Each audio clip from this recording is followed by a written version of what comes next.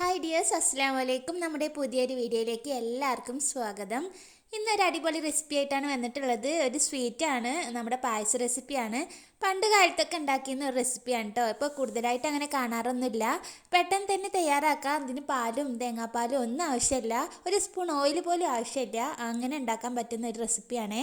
അതിന് വേണ്ടിയിട്ട് ഞാനിപ്പം ഒരു കപ്പ് വെള്ളം തിളപ്പിക്കാൻ വേണ്ടി വെച്ചിട്ടുണ്ട്. അതിലേക്ക് ഒരു അര ടീസ്പൂൺ ഉപ്പിട്ടിട്ട് ഒന്ന് ഇളക്കി കൊടുക്കുകയാണ്. നന്നായിട്ട് തിള വരുന്ന സമയത്ത് ഒരു കപ്പ് അരിപ്പൊടി ചേർത്തിട്ട് ഒന്ന് ഇളക്കി കൊടുക്കുക. നമ്മുടെ പത്തിരിക്കൊക്കെ പൊടി വാട്ടൂലേ, അതുപോലെ തന്നെയാണ് ചെയ്തെടുക്കേണ്ടത്. ഇനി നന്നായിട്ടൊന്ന് മിക്സ് ചെയ്ത് കൊടുക്കണം. വെള്ളവും പൊടിയും കൂടെ നന്നായിട്ട് മിക്സ് ആവട്ടെ. പൊടി ഇട്ടതോട് കൂടിയിട്ട് തന്നെ നമുക്ക് ഫ്ലെയിം ഓഫാക്കി കൊടുക്കുക.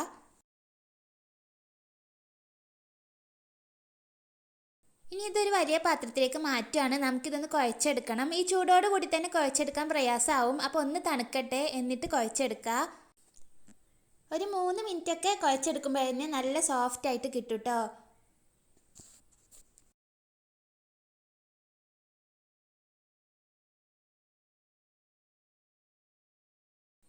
കുഴച്ചെടുക്കുന്ന സമയത്ത് കയ്യിൽ ഒട്ടിപ്പിടിക്കാമെന്ന് തോന്നുവാണെങ്കിൽ കുറച്ച് വെള്ളം എടുത്തിട്ട് അതിലൊന്ന് കൈമുക്കി കുഴച്ചെടുത്താൽ മതി.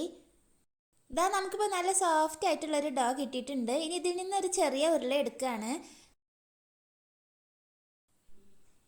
ഇനി ഈ ഉരുള എടുത്തിട്ട് നമുക്ക് നീളത്തിലുള്ള ഒരു മാവാക്കി മാറ്റണം.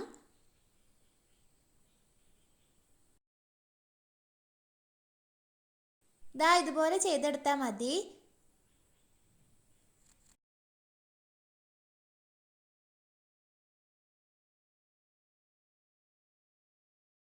ഇനി ഇതാ വീഡിയോയിൽ കാണുന്നത് പോലെ ചെറിയ ചെറിയ ഉരുളകളാക്കിയിട്ട് ഇതുപോലെ ചെയ്തെടുക്കുക. നമ്മളിതിന് പിടി എന്നാണ് കേട്ടോ പറയാറുള്ളത്. മലബാറിൻ്റെ ഏരിയയിലൊക്കെ ഇതിന് പിടിപ്പായസം എന്നാണ് നമ്മൾ പറയാറുള്ളത്. നമ്മളിങ്ങനെ ഉരുട്ടിയെടുക്കുമ്പോൾ കയ്യിൽ ഒട്ടിപ്പിടിക്കാനുള്ള സാധ്യത ഉണ്ട്. അപ്പോൾ ഇങ്ങനെ പൊടി എടുത്തിട്ട്, അരിപ്പൊടി തന്നെയാണ്, അതിലൊന്ന് കൈ മുക്കിയിട്ട് ചെയ്തെടുത്താൽ മതി.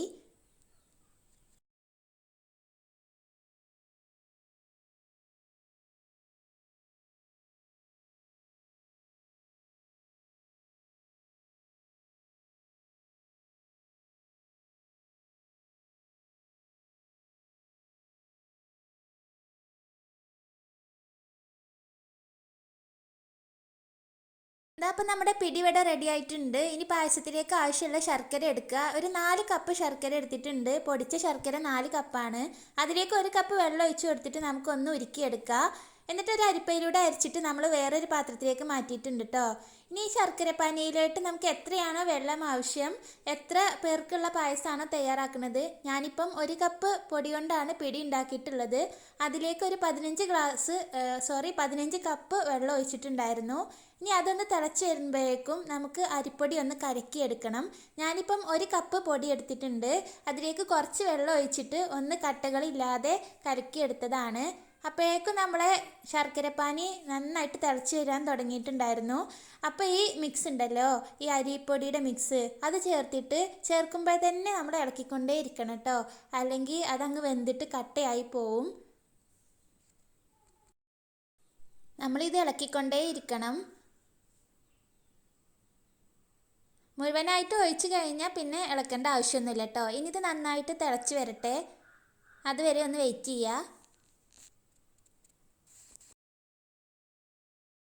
ഇതിപ്പോൾ നന്നായിട്ട് തിള വന്നിട്ടുണ്ട്. ഇനി നമ്മൾ തയ്യാറാക്കി വെച്ചിട്ടുള്ള പിടി ഇട്ടിട്ട് ഒന്ന് വേവിച്ചെടുക്കാം. പിടി വേവാൻ വേണ്ടിയിട്ട് ഒരുപാട് സമയമൊന്നും ആവശ്യം ഉണ്ടാവില്ല.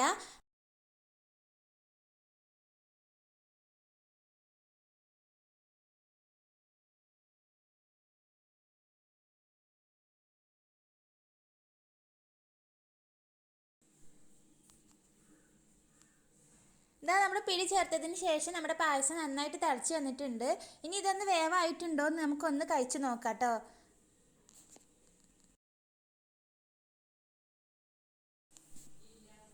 ഇതാ നമ്മുടെ പായസമൊക്കെ നന്നായിട്ട് വെന്ത് വന്നിട്ടുണ്ട്. ഇനി ഇതിലേക്ക് ആവശ്യം നമ്മുടെ നല്ല പച്ച തേങ്ങയാണ്.